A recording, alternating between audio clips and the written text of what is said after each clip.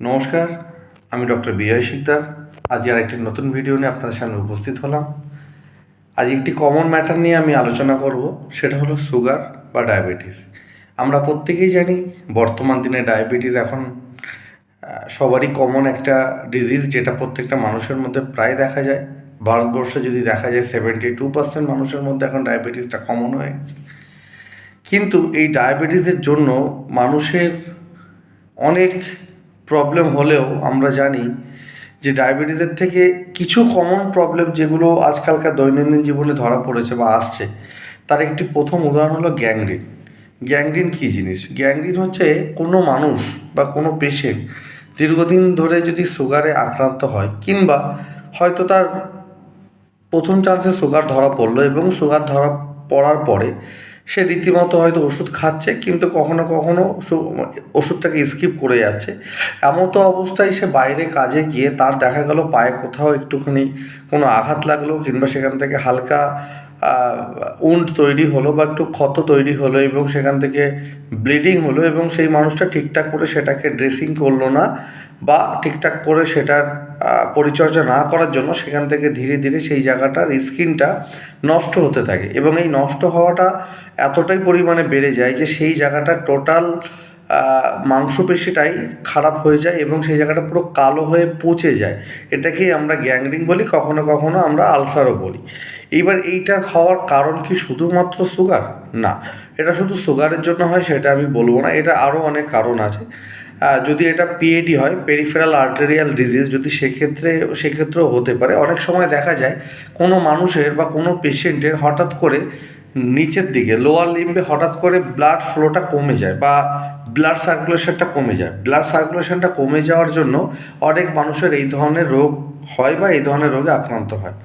এইবার প্রশ্ন হচ্ছে, এই রোগ হওয়ার পরে আমাদের কি করণীয়? যদি কোনো মানুষের পায়ে এই ধরনের গ্যাংগ্রিন বা ফুট আলসার হয়, তাহলে প্রথমত আমরা বলবো যে যদি গ্রেড 3 বা গ্রেড 4 স্টেজে চলে যায়, তাহলে আপনার ওই জায়গাটার ওই আঙুলটা কেটে বাদ দেওয়া ছাড়া আর কোনো উপায় থাকবে না।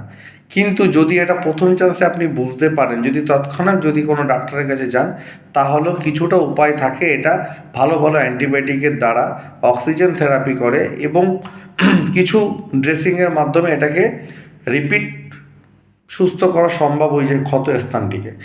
তো এটাই আমার আপনাদেরকে বলার, যে যদি কখনো কোনো মানুষ মনে করেন যে তিনি সুগারে আক্রান্ত এবং কোনো কারণে তার পায়ে কোনো ক্ষত হয়েছে, প্লিজ এটাকে নিয়ে ছেলেখেলা করবেন না। ছোট হোক বা বড়, তৎক্ষণাৎ কোনো ডাক্তারবাবুকে দেখান। প্রয়োজন হলে ডাক্তারবাবুর সাথে কনসাল্ট করে সেই জায়গাটা ড্রেসিং করান, কারণ ওই ছোট্ট একটি কাটার থেকে আপনার কিন্তু পুরো পাটা বাদ যেতে পারে। এবং এটাই হচ্ছে গ্যাংগ্রিন বা ফুড আলসার, বা যেটাকে আমরা বলি ডায়াবেটিক ফুড আলসার। এটাই কিন্তু তার প্রধান কারণ, যে ছোট্ট একটি আঙুল। এবং আমার প্র্যাকটিক্যাল জীবনে আমি প্রচুর দেখেছি যে আমাদের পায়ের বুড়ো আঙুল থেকে তার ছোট্ট একটি ঘা শুরু হয়েছিল এবং পরবর্তীকালে তার পায়ের অ্যাঙ্কেল রিজিয়নকে বলতে পারি।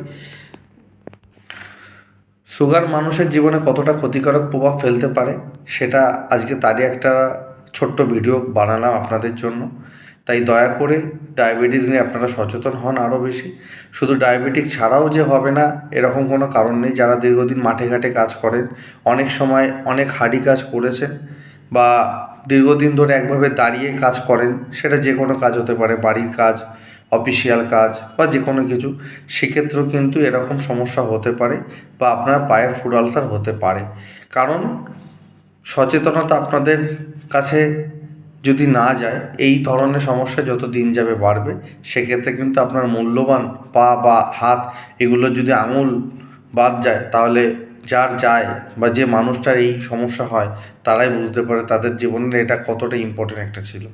আশা করি ভালো থাকবেন, এবং সুগার হোক বা পেরিফেরিয়াল আর্টেরিয়াল ডিজিজ হোক, যেটাই হোক না কেন, পায়ের নিচে যদি কখনো কোনো ক্ষত তৈরি হয়, কোনো স্থান যদি কালো হয়ে যায়, যদি কোনো স্থানে অসাড় হয়ে যায়, বা যদি আপনি কোনো সেন্স না পান, সঙ্গে সঙ্গে ডাক্তারবাবুর কাছে যান এবং গিয়ে পরামর্শ করুন। প্রয়োজন হলে কালার ডপলার করে সেটাকে দেখতে হবে, আর্টেরিয়াল বা ভেনাস করে, যে আপনার ভেন বা আর্টারির মধ্যে দিয়ে ঠিকঠাক রক্ত চলাচল হচ্ছে কি না। যদি ঠিকঠাক রক্ত চলাচল হয়, তাহলে হতে পারে ওই জায়গাটা পুনরায় আবার সঠিক হয়ে যাবে বা পুনরায় আগের জায়গায় ফিরে যাবে। যদি আর্টেরিয়াল বা ভেনে যদি ব্লাড সার্কুলেশন ঠিকঠাক না হয়, তাহলে কিন্তু পুরো আর্টারি, ভেন থেকে শুরু করে যেখান থেকে আপনার এই ব্লাড ক্লটিং বা যেই সমস্যাটা শুরু হচ্ছে, সেখান থেকে হয়তো আপনার পা অ্যাম্পুটেশন করে বাদ দিতে হতে পারে।